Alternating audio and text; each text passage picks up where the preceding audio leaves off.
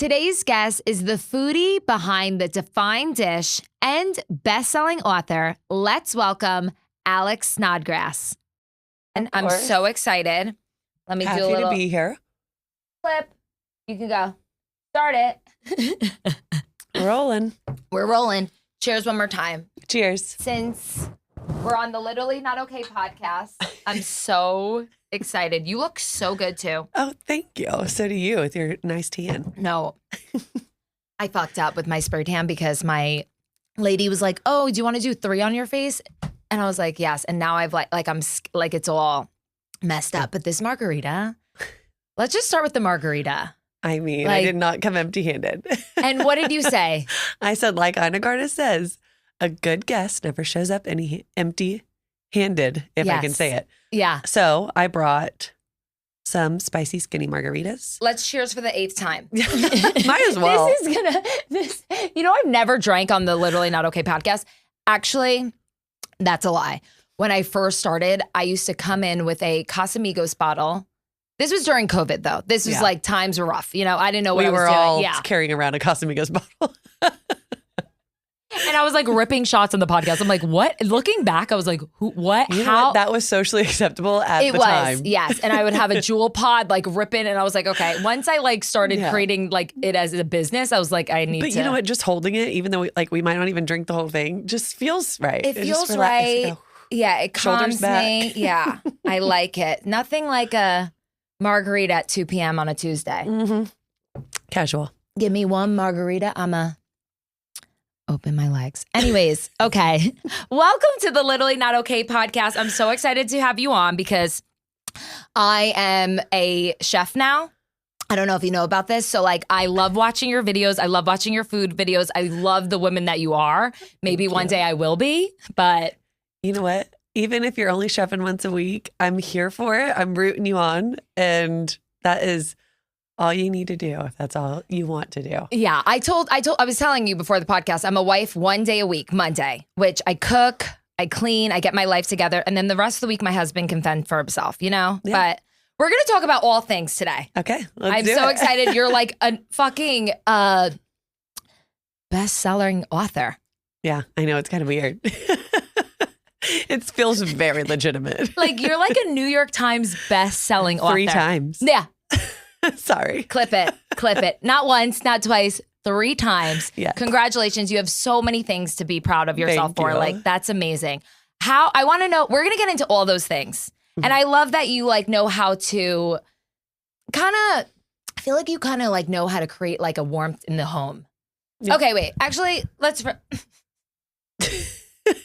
take a sip. Deep breath. You really know how to make a home feel homey. Yeah. Is that the vibe? Yeah. I mean, I wouldn't necessarily call myself a Susie homemaker, but maybe someone like you would. But I did grow up, since you're a 1 day a week wife, I did grow up in a small town. And so I do think having that just, from my upbringing and there wasn't a lot of restaurants around. So it's one thing, DoorDash didn't exist for anybody when we were kids, but we had 2 restaurants in my town, and it was a pizza parlor that you could order for a night. And then the other one was just for lunch, this little burger joint. So we always cooked and we were home a lot. Yeah. And that was just my norm. And so I like being home. Mm-hmm. I think I'm a homebody. Therefore, Susie Homemaker comes out. Yeah. Thank you so much for elaborating for me. I'm I got you. I'm literally not okay today, obviously. I can sense where you were going with it. Yeah, you were picking up on the vibe. So cheers. Yeah, I love a woman that knows how to make a home homey. Mm-hmm. And I aspire to be that one day. But until then, I completely understand. Growing up too, I think being from a small town, that's a big thing. Cooking a lot. My mom's was cooking every single night. Yeah. I always remembered being at home, having a family dinner. You know what I mean? Exactly. And I love that. I love that feeling. For sure. And when I'm not home enough, I start to feel anxious and ungrounded. And so just being home, being settled, cooking, that's my center. Yeah. I remember too, growing up, my mom would always force me to eat at the table. And like, I remember being like a teenage girl and just getting so pissed off. But like now, like that's what I want. Like I want the whole family to eat dinner together. No, I'm talking like I have a family. No, I get it. But that's what I'm inspiring, you know? And I feel like that's something that I have to even, in someone that cooks all the time. I have a teenager now and then a 10-year-old. And they are like, can we go up to our rooms and eat? And sometimes you want to just send them up to their room to eat because you're exhausted. But remembering those fond memories from my childhood, like, and it just kind of helps root you and be like, this is important. Yes. Because we look now back at it and realize the importance of that time with our family. Mm-hmm. Even like when I go home now, like as much as like my family's like basically a Jerry Springer episode, like we still always eat at the table. Like 5 o'clock, 6 o'clock, like and then everybody's coming over. Like I love that vibe. Yeah. And even if it does turn into Jerry Springer, it's memories. I always talk shit about my family on the podcast. Your nervous system like needs a break. I need another. I already need a refill. Okay, but we're going to start with me today being literally not okay because let's just take a breath. You know what my problem is lately? I'm literally not okay because I have this thing called Bravo brain where I cannot produce normal thoughts. Like everything in my brain is all about Bravo. I am with you. It is. And recently, the Bravo universe has been on a whole nother level. So like you can't escape it. Like there's just so much going on that you need to know about. The drama is insane. I know. And then I'm like constantly on my phone and I'm like going to sleep, like thinking about Rhode Island housewives, like Amanda, like visualizing them. I'm like, I need to go read a book. I need to go cook. Like I need to touch grass. I don't know what's happening, but like I have Bravo brain. Yep. Bravo has fried my brain, but I love it so much. But like, I think I need a better balance with it because it's becoming like... It's toxic.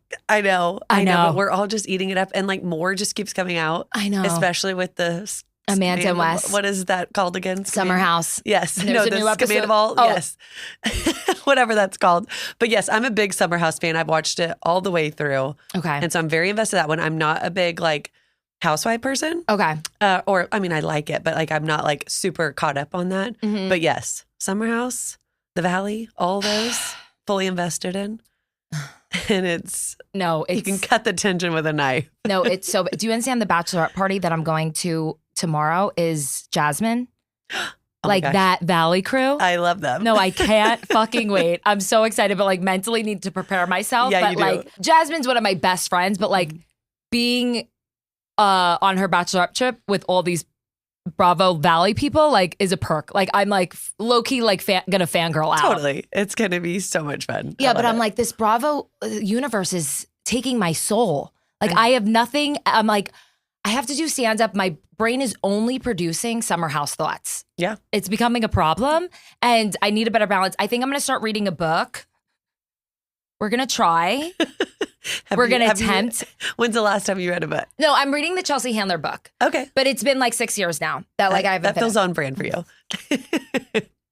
But we're working on it. But you know what I mean? Like the Summer House shit is insane. No, I know. I'm fully invested, obsessed with the updates. Even my husband is like, we're not the only ones. It is a very all-consuming. When you open up your Instagram, it's the latest update. Yes. And you're just like, oh, now I got to read more. And then then you're down a rabbit hole of Summer House. I know. And then there's leaked audios that's coming from the reunion. And I know, like, I can't stop it. And then I'm listening to it over and over like a psychopath. Okay. So I've listened to the first leaked audio. I know there's 2 more. Yes. And I'm like kind of, well, I know they exist, but I'm like, do I want to listen to it? Because I'm also looking forward to the reunion. Yes. And so I'm trying not to, but I have a feeling by like 3 hours from now, I'm going to listen to it. Yeah, but also like I think the reunion is so far away that we kind of needed something. So I liked that we got a little audio and a little sneak peek. I mean, of course, who doesn't love a sneak peek? Yeah. And also like our attention span is so short that by the time it comes out, like I feel like we're going to be over it. Like the reunion's not till like May. Yeah.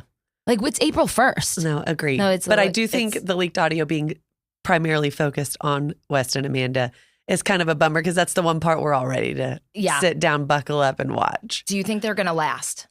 I mean, no. Yeah. Here's my hot take. Yeah, go for it. I think that Amanda just got out of a long relationship and she is, fried and like ready to hit the town and not thinking clearly. Jesus. She's not, you just had an exorcism when I said that.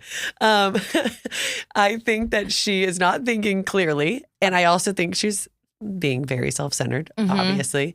And I think for whatever reason, West has this chokehold on women. We all have that guy in our, like, that we know that's like that. And he's just, and they all think, everyone that he dates, oh, I can be that one for him. I'm going to be the one. And no, you're probably not. Odds are very much against you. And Amanda is not going to be the one. There's no way. I know. I think she's going to blame a lot of her reasoning on her medication. I don't know why. I think there's going to be a lot of her mental health she's blaming on. But I think it's also like, yeah, she just got divorced. She hasn't been dating in so long. But like, to go for Wes.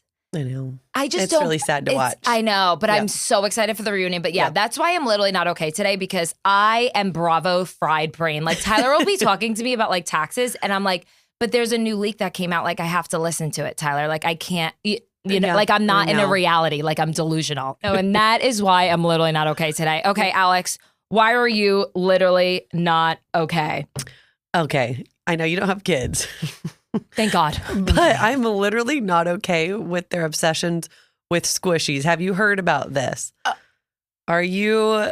I feel like I heard the word squishy hunting is this new thing. Okay. So for those of you not familiar, basically there's all these, like, think about it as like a cute stress ball. But there's like these dumplings that are super rare, or it could be a pickle. It could be anything. And you can go to all these different stores. And I think the reason why it's so obsessive for all these kids is because you have to go when they've restocked and try to get them, and you can't get them online. And so they all want to get together and go squishy hunting. And it's become all my kids want to talk about. Yeah. And it's the weirdest thing. And I know, like, we had like Beanie Babies and Furbies and like things that we all went ham on. But like squishies, it's a stress ball. Damn it. Like, what are we doing? And I feel like they move from hyperfixation to hyperfixation so fast. Yes, because it becomes like an online trend. Yes. And they all talk about it. And like, my 13-year-old doesn't have social media, but her friends at school, some of them do. And they're like, we gotta go get this super rare dumpling from Five Below. We're gonna wait in line on Wednesday morning at 7 before school and get a squishy. And it's psychotic. No, and even like the Labubus, like I feel like the Labubus were here and then they're gone. Thing. Like, it's like Jelly Cats was also one. Oh, I don't know about the Jelly Cats, but I remember having a Furby and it wouldn't die. No, I think they... No, there was something demonic about the government sent us a secret. I will never forget, like, I mean... There's got to be some conspiracies around this. I took it in the middle of the night and chucked it against the wall. Clearly, I was a very angry child. And I just remember, like, taking the batteries out and it would keep talking. Yes, same. And I fucking hated that No, thing. that literally happened to my sister and I. We were, like, in bed and we were like, what?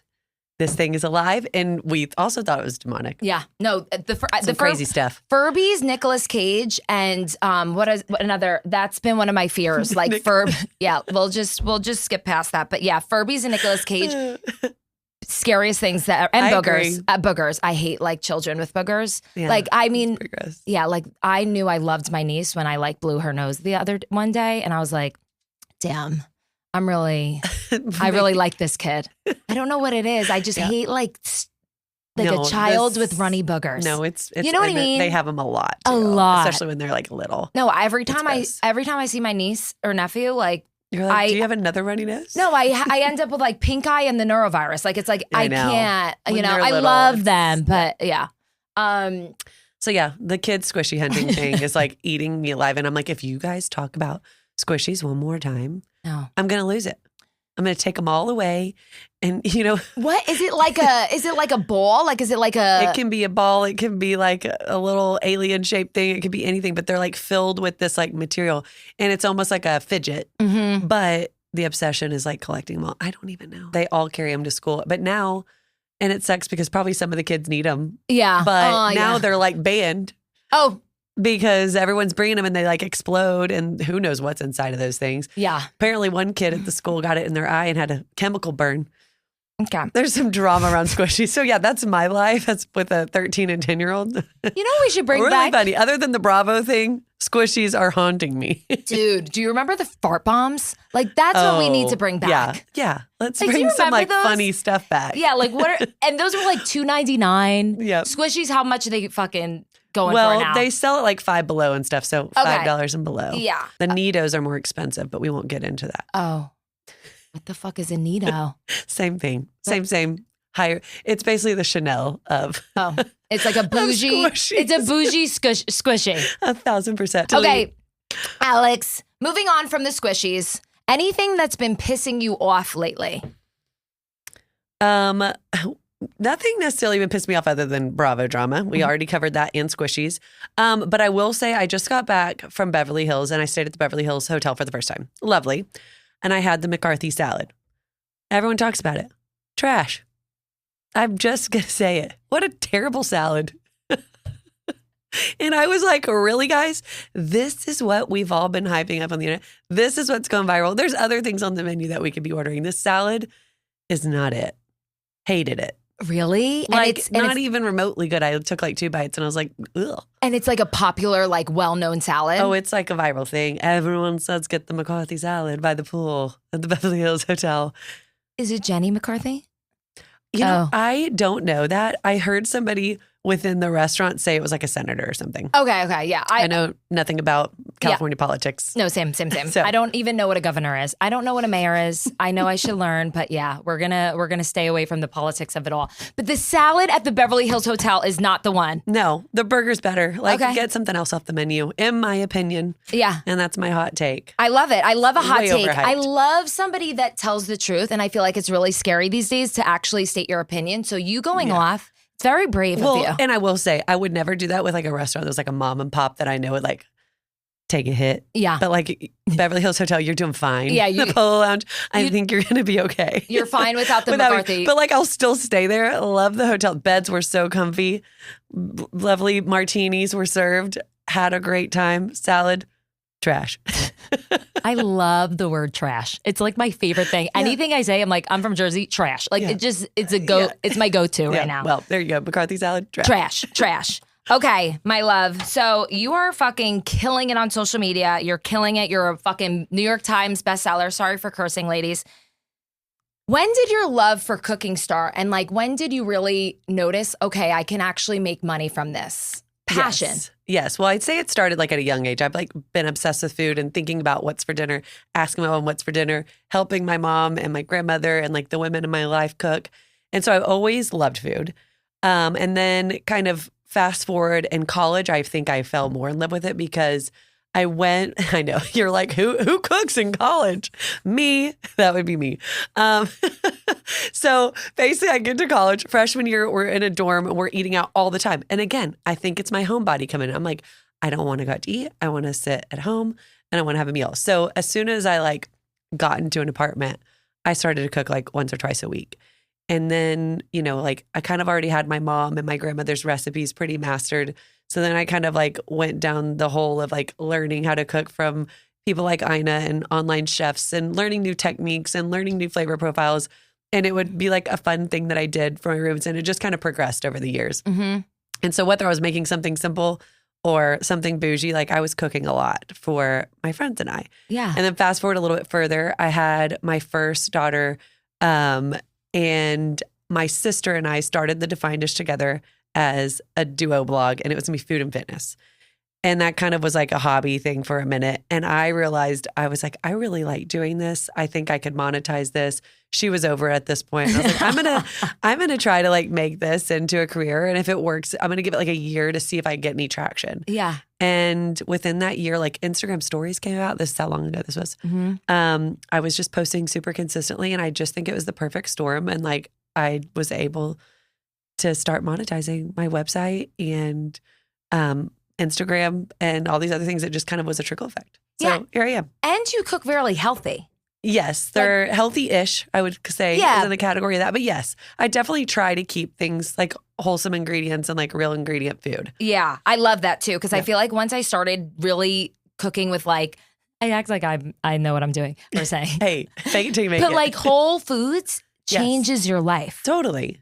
Like, I feel like just the way I feel, the way I think, like everything. Well, not today, but. Yes. No, I get it. It makes me feel mentally more clear. And that's kind of why I started to cook that paleo-ish way and Whole30-ish, is because I was struggling with like postpartum anxiety for the first time in my life. I never really struggled with anxiety. And my sister, who was kind of the health nut of us, she had done a Whole30 just because she was always doing that kind of stuff because she was like a trainer, you know? And so she was like, I really think this would be good for you. I think you're just like not mentally clear and this will help. And then when you do something like that for a month and kind of delve into it, I'm definitely not someone that eats that way at 360 days a year. I mean, like I don't at all anymore.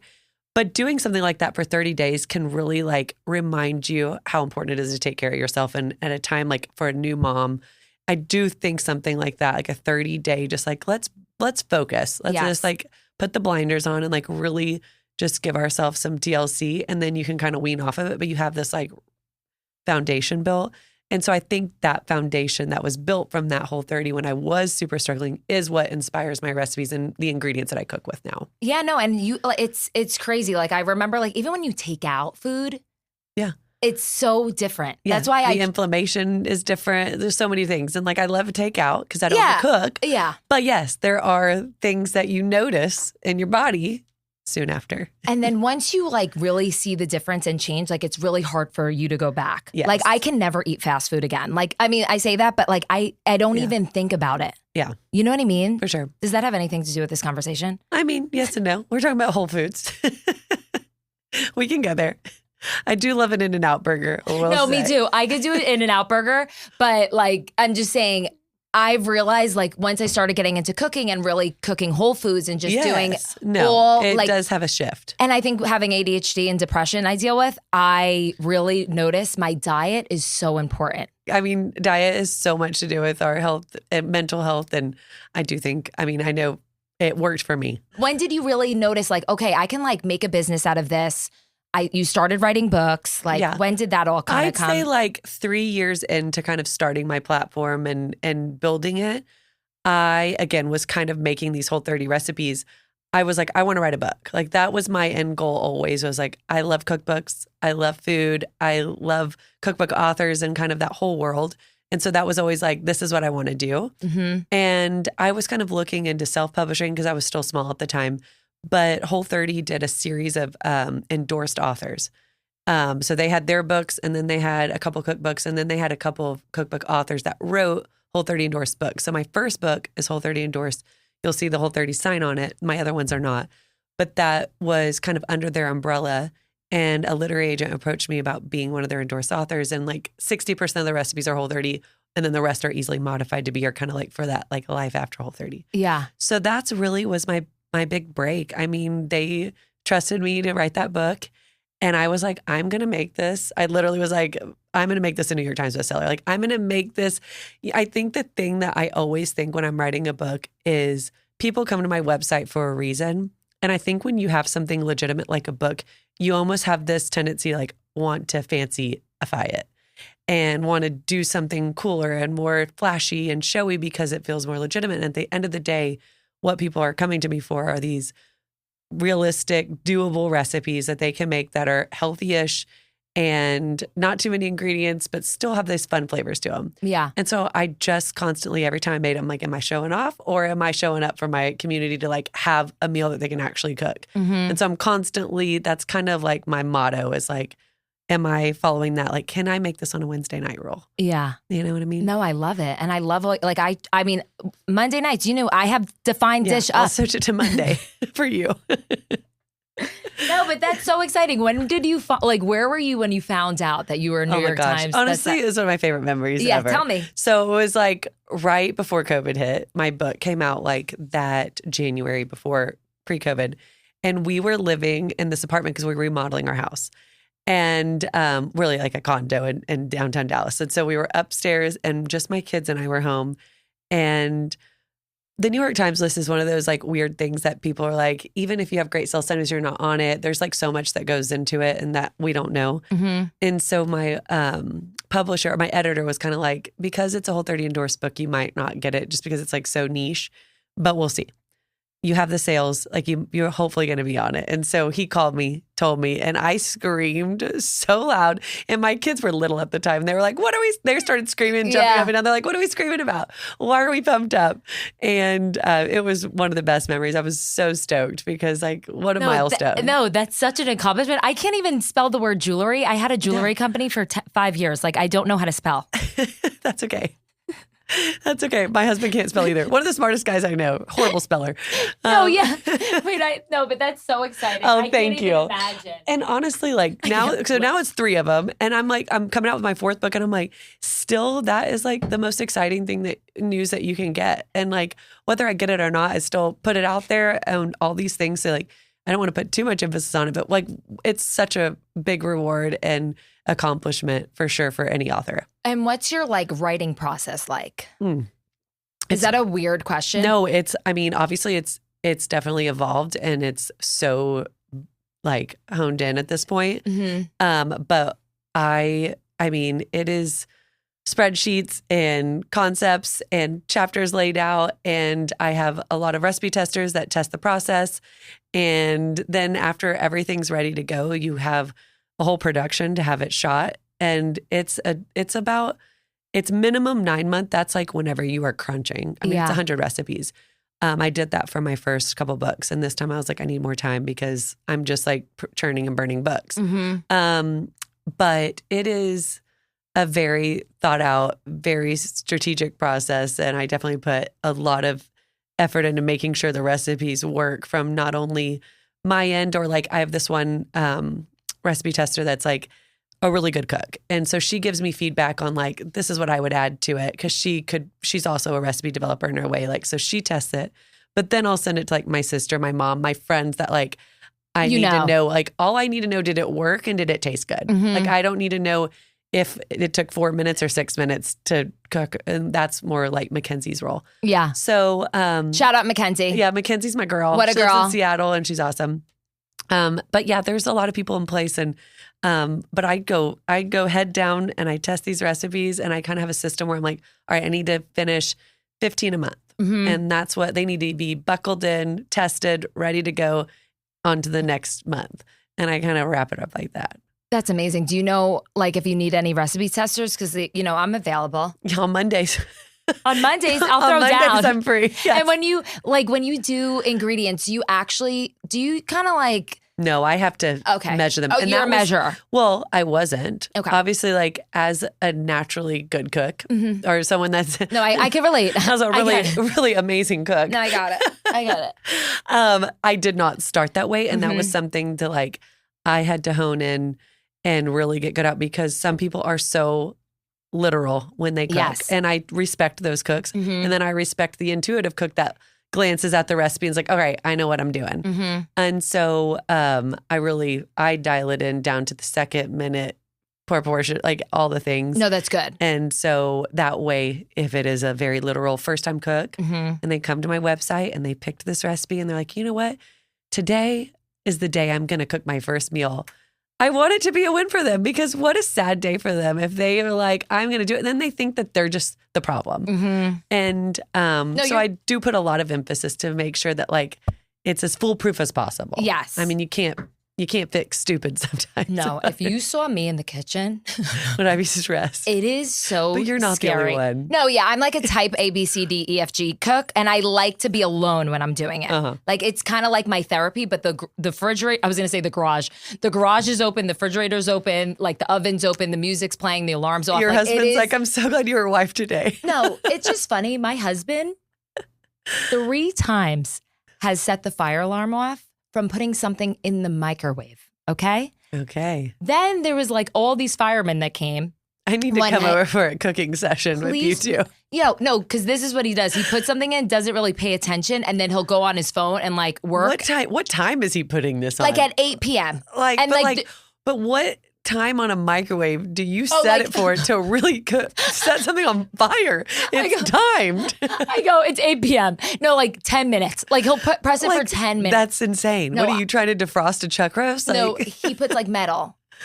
Oh, He's just throwing like whatever container it's in and not thinking it through. Got it. You know, he's one of those, you know, Okay. he's a great man. He's really good at business, but like the common sense of it all. Yeah. But I remember the firemen came and they were all really hot and I posted a course. picture of them and then all my single girls were like, oh my God. And I was like, yeah, Tyler, we're going to start more fires more often for these men. Hey, this is how he sets a fire. No, but it's like this happened 3 times in a row that I was like, one night I was stoned and his whole family was downstairs and I was like, you got to be fucking kidding me because I was like hiding. You know? Yeah, you're like, from my what's happening? families. And I was like, you really, like, I just wanted to be alone. And then like, it was just a disaster. Oh my gosh. But yeah, we can't have Tyler in the kitchen for sure. Well, we will. We're going to work on it. But I told him, work on it for leave sure. it to me. But I also, side note, like I like being alone when I cook. It's like just kind of like my thing. I like having a recipe and it's kind of like an accomplishment. It's like a competitiveness within myself. But I always get nervous that like one day I'm going to have to cook with other people, like for Thanksgiving dinner. And they're going to see the chaos that I am. They're going to be like, sweet, hey, will you go outside and like shovel some snow? We really need a show snoveler.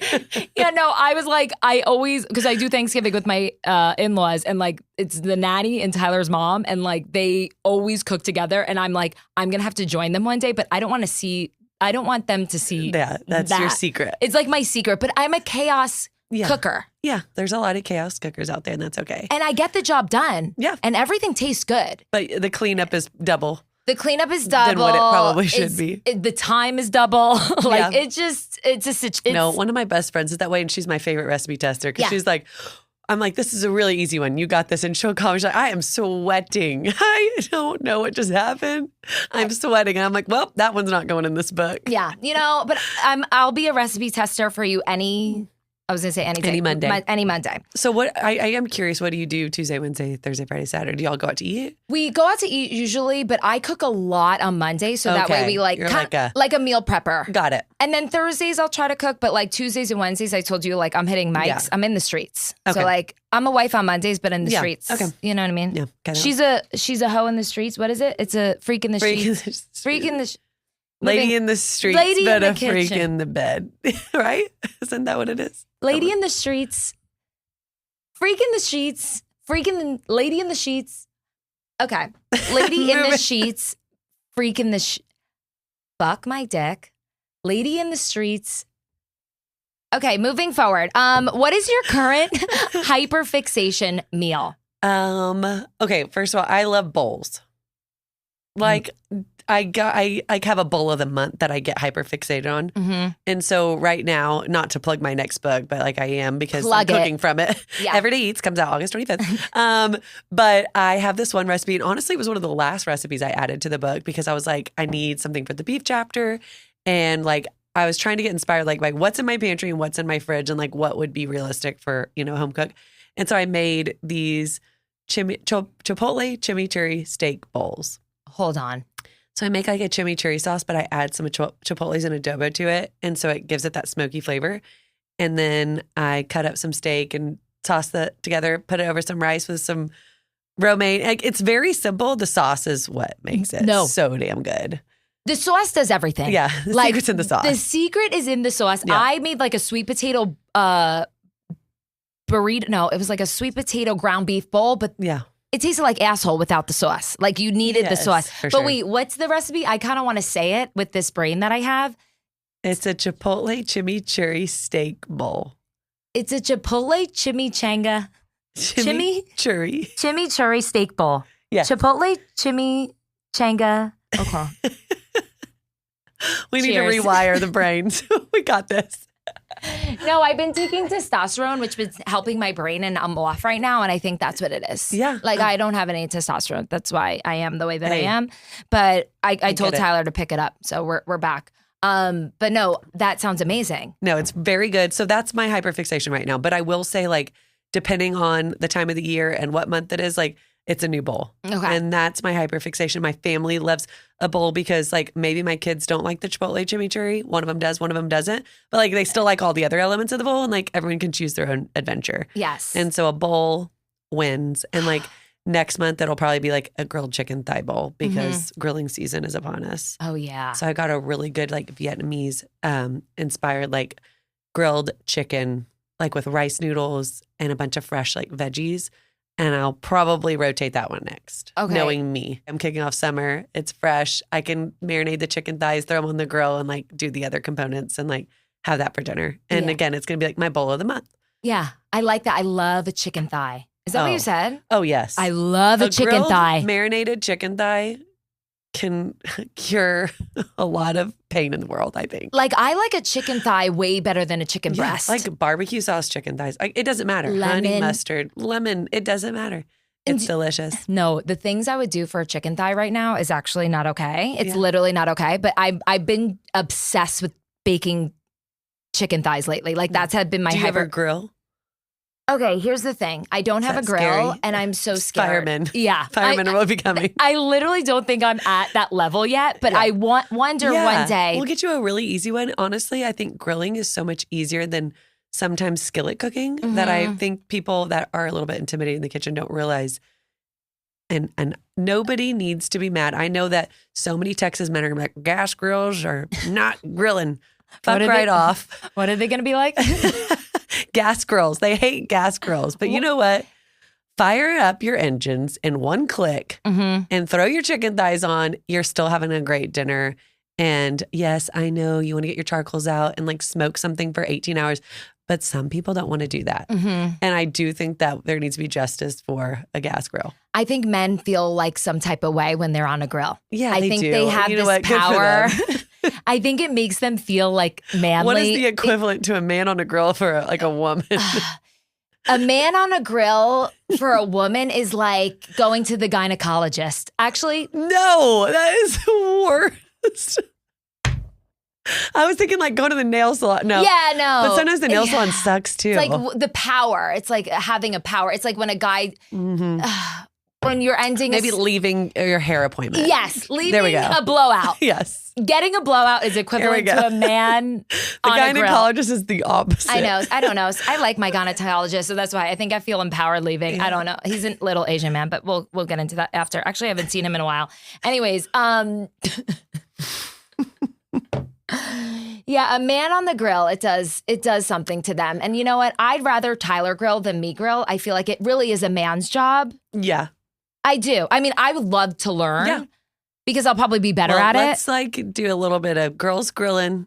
It's so doable. What's Great. your thoughts on air fryers? I think an air fryer is great. Okay. And I think whatever like gadget works for you and like gets you excited to cook, it makes cooking feel more doable, especially for someone who's like new in the kitchen. It's a great way. Like if an air fryer does it for you, go for it. Yeah. And I think air fryers are actually great. I use mine every day for different reasons. I'm not cooking dinner with it because I'm cooking for a family of 4. And like, I feel like the bigger the air fryer, the worse it works. Okay. In my personal opinion. But I do think like throwing some chicken nuggets in or like hash browns in the morning for the kids or even sausage in the mornings to like set it and forget it. I love an air fryer for that. No, as you were saying, like you're cooking for like so many people, I was like, oh my God, I'm going to have to do that one day. I'm cooking for one person. You're going to be a well-seasoned cook by then. Yeah. No, by that time, when that time comes, when I want to produce. Don't worry about it until the time hits. Yeah. No, that's what I'm working on. Yeah. I'm working on, we'll deal with it when that happens. Yes. I don't want to think about to get flustered when you'll get flustered later. I'm telling you, I have been I'm trying to be so much more present. Yeah. And thinking about the now, like we'll worry about that when the time comes. Like we don't need to stress about things that haven't happened yet. And won't happen for a while. I think everyone needs that reminder. Yes. I love that because that's been something I'm truly working on. We don't need to worry about cooking for kids until we have to cook for kids. Yeah. Yeah. We don't have to worry about cooking for kids until we cook for kids. We have thy children. Yes. Okay. Well, speaking of like cooking and cooking as a beginner, what would your advice be? You know, I think we've kind of touched on it, and I think you do a very good job showing this. Oh. Because you're a pro now. Yeah. But I think a lot of people, like I had a friend that was like, I'm going to cook this year. And it's like her New Year's resolution. And she picks Monday, Tuesday, Wednesday, Thursday, Friday, what she's cooking. That is the fastest way to failure. And I think it's so overwhelming for a new cook. And so I think whether it's just Mondays or if it's Tuesday, Thursdays, and you're like, okay, I'm going to do an air fryer meal on Tuesdays because that feels doable to me. And like, I'm going to do a, crock pot meal on Thursdays. Like just know that like cooking is cooking and like you don't need to fancy fuck anything. Mm-mm. It can be very simple and you can do a build a bowl night, you know, like just kind of like think of a theme to kind of start with and like do that for a month. And then maybe you'll get some confidence built. And then you're like, you know what, I'm going to make a skillet dinner, or maybe I'm going to throw something in the oven, or maybe I'm going to buy a grill today. Well, day. And I think that like just kind of focusing on getting that confidence down in the kitchen is really important, and like keeping it really stupid simple to get going and keep it minimal at first, and then you can grow on that. Yeah. No, I love that you said confidence in the kitchen, because I think I would always tell myself, I'm just not a cook. Like, I'm not a cook. Like, I would always say that over and over. But my mom was such a good cook. And I thought it like skipped a generation because my grandma. Yeah. Shout out Grandma Ugboot. We love you. She passed. Worst cook in America. We would pretend on Thanksgiving dinner she would make the turkey. It was not horrible. good. It was like dry. Yeah, you know, the worst when that happens. The worst. But the stuffing was really good. But the turkey was always dry, and we just like ate it because we loved her. Yeah, but like turkey's so overrated too. But once I just started getting that confidence, I really was like, okay, like let me try this. And then now I'm like trying all the meats. I haven't done my chicken stew yet, but we'll get there. Yeah. I'm working on chickens for this gal. No more rotisserie chicken. That was a rough night. Never again. And I love rotisserie chicken. I know. There's nothing. It's a nice savior. It's a really clutch move to have a rotisserie chicken. And there's nothing like eating a rotisserie chicken with your bare hands. Yeah, I know. You know what I mean? And you the feel skin. very primal. I feel like a cave woman, but I love it. You know what I mean? I think we all do. We all do. But I have to have a break with the rotisserie chicken for a very long time. If you got sick, I get that. I can't even look at it. And like we used to be lovers. So like when you walk through the grocery store and smell it, it's like sickness. No, it's not a good time. But you know what I mean. Mm-hmm. But where was I going with this? Oh, advice for new cooks. Keep it simple. Confidence. Confidence. I think also too, like setting small goals instead of saying like, oh, Monday through Friday, I'm going to start cooking. No, it's a surefire way to fail. Yes. Just starting with like a small goal. Like I used to not even know how to cook an egg. Yeah. And I will say the other thing that's really fun, if you are someone that likes to cook and you're like, I just need like to light the fire again and like get excited. Mm-hmm. I have a lot of people that have like cooked through a whole cookbook. Oh. Now, okay. I'm not saying you need to do that Sunday, Monday, Tuesday, but it's like, all right, my goal for the year is to cook these 100 recipes. So I'm going to do Tuesdays and Thursdays. And so there was this one girl, Sophia, that followed me, and she's so sweet. And she and her husband, she was like, I didn't know how to cook. And so on Tuesdays and Thursdays, whatever day of the week it was, they cooked a new recipe for my book, and she learned so much so quickly. Mm-hmm. Now, that might be a lot. And like she had some fails, and it was like a fun journey. It was like Julie and Julia. And so she learned a lot from that. But I think also like if you're someone that likes to cook and you're feeling bored, it'll make you try things that like maybe wouldn't appeal to you. And you're like, wow, I really like these flavor profiles, or wow, that technique now opened a whole new lot for me, and I can do this with that and like get more inspired in the kitchen. So I think there's a lot of different things depending on what era of your cooking adventure you're in. No, and it's so fun. And it's like you're not on your phone. You're just like in the present moment, which is really hard for me. Like I feel like it really makes me super present because like obviously I could burn the house down. Like so I have to be in the present moment, and it feels like an accomplishment. But it is, I've had so many failures, and I'm just like, oh. Totally. And I have failures. Yeah. All the time. It's a part of the game. Yes. It's like being a basketball player. You're not going to win every shot. Yes, I know. Is that what they say? No, I just tell myself that because even with stand-up, like if I have a bad show, it's like, it's kind of just it's all about you can't have trying. Yes. Yeah. You know? You gotta have some losses in there. Yeah. So like what did I cook recently that fucking was trash? And I was like, never again. No, it was the McCarthy salad. No, it was, so I think it was, I'm not really good at steak yet. We're working on it. Yeah. I do 8 and 8 on each side with a little bit of butter. Well, it depends on what cut you're getting. I'm a ribeye. Oh, I love a ribeye. Love a ribeye. Yeah. My are you cholesterol was high. overcooking it? Or are you undercooking it? I think I'm under it. Okay. Are you letting it rest?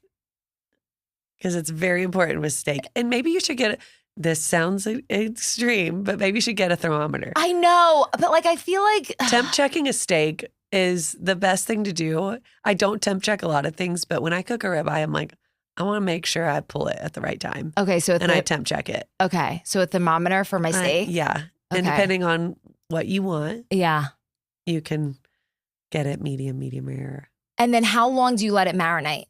You marinate? Okay, so with a ribeye, I don't even marinate. I think the flavor is already there. And I think keeping it really simple, salting and peppering it right before it goes on. Because sometimes the salt can penetrate into the ribeye and change like its molecular like tissue. Yeah. So if you're marinating a ribeye when it already has marbling and a beautiful cut, now that's different if you're cooking with a flank steak. You want to marinate it for like 8 hours. Mm-hmm. But with a ribeye, you just want to salt it and pepper it right before, and then maybe add a chimichurri or something afterwards, in my opinion. Yeah. Or a little butter. And then my grilled chicken. Let's just talk about chicken really quick before we move on. Because a lot of people have the chicken ick, so talk to me about it. No, I love a chicken thigh. I'm actually doing good with chicken thighs. But overall, like it's never just an easy process. I'm always messing up. I'm always not getting it to the best taste that I want it. It's either really dry or like not cooked enough. Yeah. Those are my problems. For a chicken thigh or a chicken breast? Both. Both. Just chicken in general, I feel like is a little tricky. Yeah. Well, I do think with chicken, nowadays, like chicken at the grocery store is funky lately. Yeah. It's like monsters. They're the Franken chickens is what everyone's calling them. And they're like huge. And like cutting into a piece of chicken that big is so icky and it doesn't cook through right. And so I think the important thing is I'll get those monster chicken breasts and I'll cut them like in half this way and then I'll pound them so they look like one chicken breast, but there's two of them. They're just too big and they don't get like juicy. And so then marinate it or cook it however you want. Mm-hmm. But I think tenderizing it with a meat mallet is important. Like that hammer thing? Mm-hmm. I need one of those. You need one of those. And I think that also is good for like your mental health. And then also like, so sometimes the chicken, it's fatter on the end and it's skinnier here. You can get it all one even thing. Thickness. Thickness is the word I'm looking for. And then how long do you put it on the skillet or in the oven? Depends on what I'm cooking. Yeah. Just like a sliced grilled chicken. I think getting like a nice brown on both sides is the most important. Mm-hmm. And then covering it. So like, it's like a grill almost. You're searing, getting a nice brown and golden crust to it. And then turn down the heat and cover it so it really cooks through in the middle. If you're just cooking like chicken marinated with like lemon and olive oil. Yes, that's like my go-to. We're talking simple. Yes. Yeah. The simpler, the better. But like, I don't know. But then there's all these other ways to fancy it up that we could get to. Alex. And then it kind of poaches and it gets more tender. So that's a great way to cook chicken. But make sure it's really dry before you put it on. Like pat it dry. Pat it dry. Yes. Right? Yes. Okay, that's like I think one of my biggest things. Because it's just looking white. Yeah. It's not getting golden. Yes. And maybe don't fuck with your food as much. Okay. I know that that's hard, but like leave it alone for like at least 3 minutes before you even look to flip it, especially with a whole chicken breast. Like, you know, it's not ready to flip. Yeah. And I think a lot of people want to look and peek and they're antsy to check. So like set a timer and be like, walk away. Yes. Let the brown form. And sometimes you can look at the sides of the chicken where like the pink was and you can see the white kind of coming up on the edges. Well, then you know like that's probably got a nice crust on the side. Oh. The very top is still pink and then you flip. Okay. So like kind of looking for those cues, you'll get better as you go. Look at you teaching me all the tricks. I'm so excited. And then how many minutes? Like I do like 6 minutes or you just kind of like free ball it. I do, but like I'd say with the chicken breast, like 3 to 4 minutes aside to get the golden brown. And then you probably want to cover it for like 2 to 3 minutes on low to like get like cover the saucepan. Yeah, maybe squeeze some lemon, cover it, and like kind of let it steam a little bit so that middle section finishes off. Oh my God. I'm so excited. Sorry. I'm visualizing myself. Chicken 101. Yes. We covered a lot today. No, I love it. Okay, we're going to wrap it up with some rapid fire questions. Are you ready? Maybe. I hate rapid fire. I panic, but let's try. Okay. Maybe I'll be good today. No, you're going to be great. It's the define dish favorite go-to meal when you're feeling lazy. Like a stir fry, like a noodle stir fry with a lot of veggies and chicken in it. Okay, your favorite place to go to dinner in Dallas when you don't feel like cooking? Our family loves Bobby's Airway because it's close to our house. I can get an ice cold martini, and then I love their menu. I was going to say this is not a martini. This is a margarita. You know what? That's next time. Favorite thing about being a mom? Oh, just watching all the phases and stages of kids. I mean, everything. I love being a mom. Not the squishies. Except for the squishies. What's your favorite? What's your favorite thing about living in Dallas? I'd say number one is like my family and friends are all around here. I grew up in a town north of Dallas, Salina, Texas. That's like 45 minutes. My sister is my best friend. She lives there, and her family and my parents. And then Clayton's family's all in Fort Worth. And so having them at arm's length is great. I also love that Dallas is diverse and we have such like different pockets of friends. Like we don't just have like this one group that we just like roll around with and we're locked in. Mm-hmm. I feel like Clayton and I have a lot of like different pockets of friends, and it's really refreshing and fun to like have so many different groups of friends here. So. Yeah. Do you like the restaurant scene here? I think it gets a lot of hell. Yeah. And I think it is drastically improving very quickly. And I do think we have good restaurants. I think we have great restaurants, and I think that's really only thing to do here. Yeah. Like, I think people love to talk shit about Dallas restaurants, but I'm Yes. like, okay, let's like, I feel like it's just like this thing we've all clung on to and be like, Mhm. it's the worst food. And it's like, it's not. Yeah. Like, yes, we're missing in some categories, but like, I do think overall we have a good food scene. I think we have a great food scene. Yes. Like, I will say lately though, getting a restaurant reservation is an ick for me. Mhm. Dallas is very hard to get a restaurant reservation right now at some of the good restaurants, and that's a little frustrating. Yeah. Tyler only takes me to Catch. Like he's just. I've never been there. Oh, it's one of my favorites. Okay. Yeah, it's like our favorite date night, and Yeah. we just get Diet Coke. Is it a little umtika? No, it's not. Okay. You know what I mean? Sometimes a restaurant that gets like that is not my favorite. No. Okay. No. It's not. Okay. It's not a club. It's not a club. Okay. Love that. It's I just can handle that then. Yeah, it's a good vibe, good atmosphere, like great. Every time we just have the best time. Yeah. Are Okay. they are making fun of us. Like I'm sick and tired of being sick and tired.